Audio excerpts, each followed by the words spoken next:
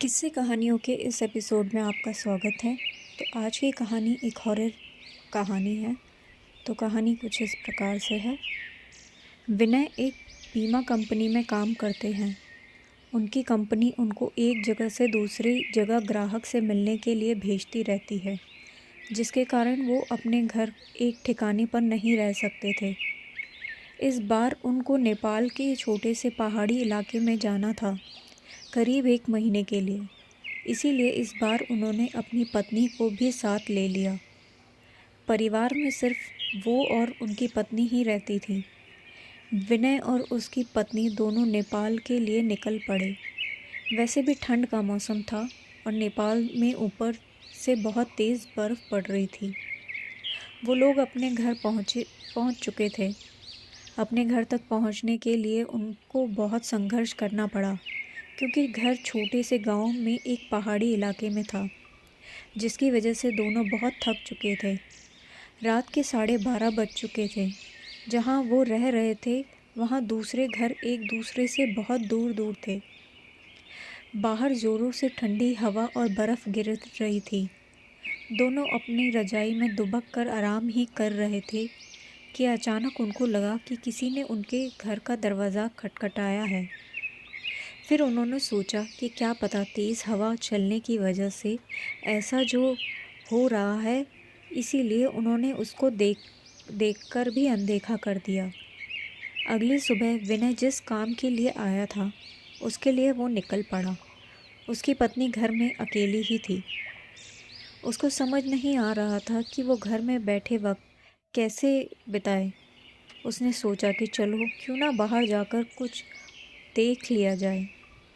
बाहर ठंड तो थी पर हवा नहीं चल रही थी, इसीलिए उसने अपना स्वेटर पहना और बाहर निकलने को तैयार हो गई।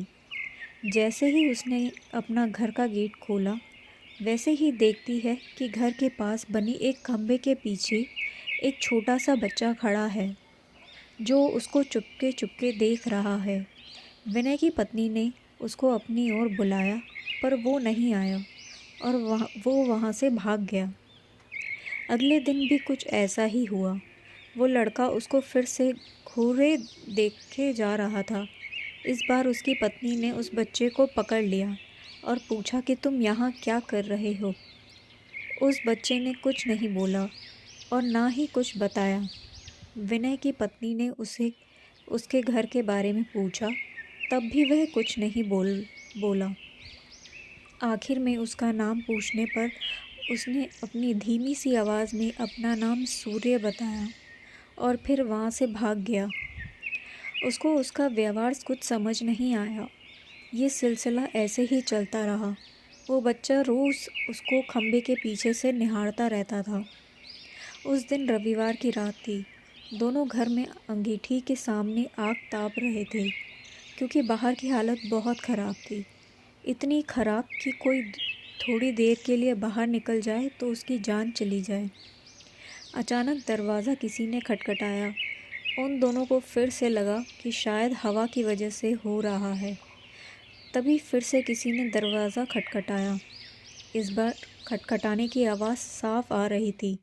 ये आवाज़ सुनकर दोनों डर गए, क्योंकि इतनी रात को वो भी जान ले लेने वाली ठंड में आखिर कौन हो सकता है।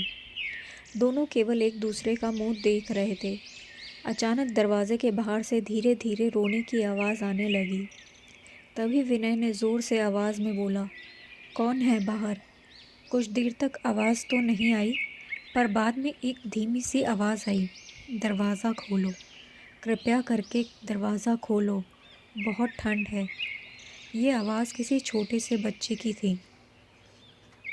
तभी विनय की पत्नी को ये आवाज़ जानी पहचानी लगी। उसने कहा कि ये तो वही बच्चे की आवाज़ लगती है जो रोज़ घर के बाहर खड़ा रहता था। विनय की पत्नी ने कहा कि हमें उसे अंदर लाना चाहिए। वो भागते हुए अभी दरवाजे के पास जा रही थी कि अचानक उनके घर के फ़ोन की घंटी बजी। फ़ोन एक पड़ोस में रहने वाली औरत का था, जिससे आज ही विनय की पत्नी मिलकर आई थी। विनय की पत्नी ने फ़ोन उठाया।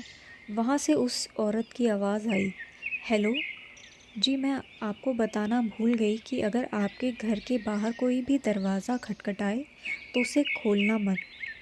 विनय की पत्नी ने कहा, अभी मेरे घर के बाहर एक बच्चे की आवाज़ आ रही है जो दरवाज़ा खोलने को कह रहा है।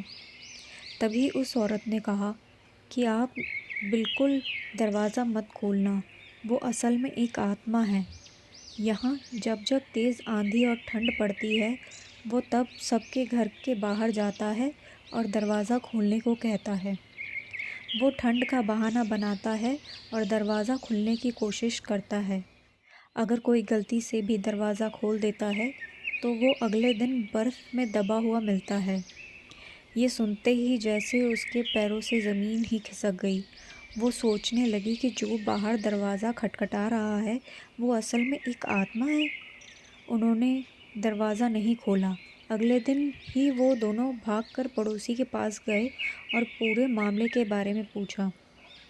उस औरत ने बताया कि इस गांव में एक परिवार रहता था। पहाड़ टूटने की वजह से उस परिवार का विनाश हो गया। बस एक बच्चा बच गया। वो दूसरों के घर जा जाकर खाना मांगता। एक दिन बहुत ज़ोरों से बर्फ़ की आंधी पड़ रही थी। वो दूसरों के घर के बाहर दरवाज़ा खटखटा कर घर के अंदर आने की गुहार लगा रहा था, पर किसी ने भी उसकी गुहार नहीं सुनी। ठंड की वजह से सब अपने घर में दुबके हुए थे। कल सुबह होने पर उस बच्चे की लाश बर्फ़ में अकड़ी हुई मिली। आज भी कभी भी ज़ोरों से बर्फ़ की आंधी आती है तो उसकी आत्मा सबके घर के पास आती है और गुहार करती है कि ये सब सुनकर दोनों हैरान हो गए। लेकिन वो वहाँ 1 महीने जब तक रहे तब तक 3-4 बार उनके साथ ऐसा ही हुआ।